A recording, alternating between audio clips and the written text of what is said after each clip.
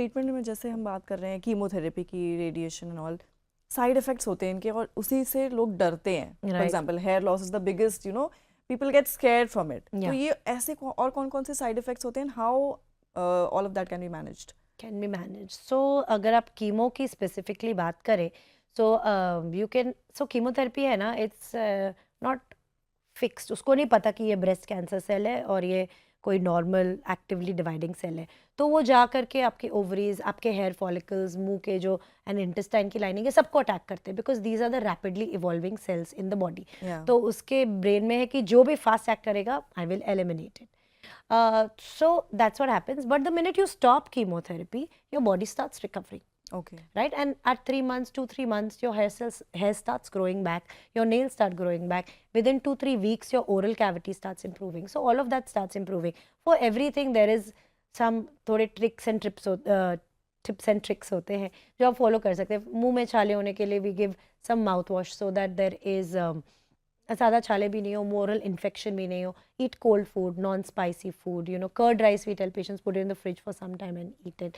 Same for hair, you know, one is that buy yourself a lot of colourful scarves, change your fashion, और there are beautiful wigs जो कि अभी available है at different cost prices, आप वो भी कर सकते हैं.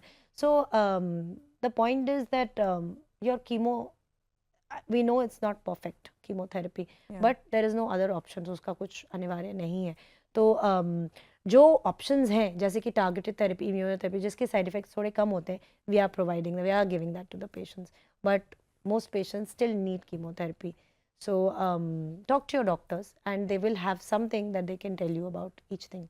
So now basic things what people must know. 5 bad habits that put you at a higher risk, 5 good habits that can help lower the risk of breast cancer. Both are linked, but 5 ऐसे चीज़ें. Maybe that can be a superfood you want people should increase in their diet, or exercise or anything like that. Yeah, sure.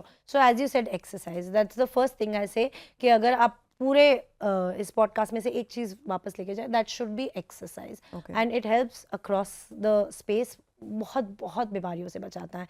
So 30 minutes of really active exercise, not कि सिर्फ stretches कर लिए, no. Brisk walk, aerobics, Zumba, something that gets your heart rate up. Second thing is आप क्या खा रहे हैं, उस पर ध्यान दें. तो green leafy vegetables, nuts, seeds in limited amounts, and avoid red meats and जो भी processed food है उसको. Avoid alcohol completely as far as possible. उसके अलावा I would say examine yourself and go for screenings. ये भी बहुत important है. सी एवरीथिंग कांट, हम लोग पूरी तरह से किसी चीज़ को एलिमिनेट नहीं कर सकते. कोई भी इम्यून नहीं है. Even with all the information जो मेरे पास है, मैं भी नहीं बोल सकती हूँ कि मैं ऐसे स्टेप्स लूँगी जिससे मुझे कभी ब्रेस्ट कैंसर नहीं होगा. बट मैं क्या कर सकती हूँ, I can take the steps, I can examine myself, I can go for my mammogram जब मुझे ज़रूरत पड़े तो, और वो मैं कर सकती हूँ. So I think these are very important. But जब हम हॉर्मोन्स की बात कर रहे हैं, लॉट ऑफ हॉर्मोन्स, और जिसकी वजह से ब्रेस्ट कैंसर इवेंचुअली हो रहा है, one thing that you said before, I guess हमने उस पर डिस्कस नहीं किया, वो था कि कैसे menopause, periods and all, PCOS, PCOD that might affect, but IVF के अगर कोई ट्रीटमेंट लेता है दैट उसका कोई इम्पैक्ट नहीं होता. How is that possible? I mean इसके पीछे कुछ स्टडी है या फिर is it something else? There are lots and lots of studies that tell you that IVF, how many of cycles, से डायरेक्ट लिंक नहीं है एनी ब्रेस्ट कैंसर का.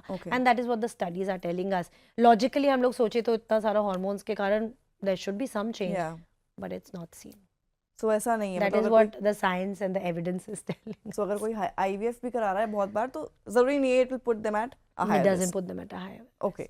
ओवरऑल इन फैक्ट व्हेन हमारे जो पेशेंट्स हैं जिनको ब्रेस्ट कैंसर होता भी है, उनको भी हम लोग IVF we advise them, because chemotherapy से जो एग्स हैं वो पूरी तरह से द ओवरीज हैं उसमें भी डैमेज होता है, बिकॉज ओवरी के भी सेल्स आर फास्ट डिवाइडिंग.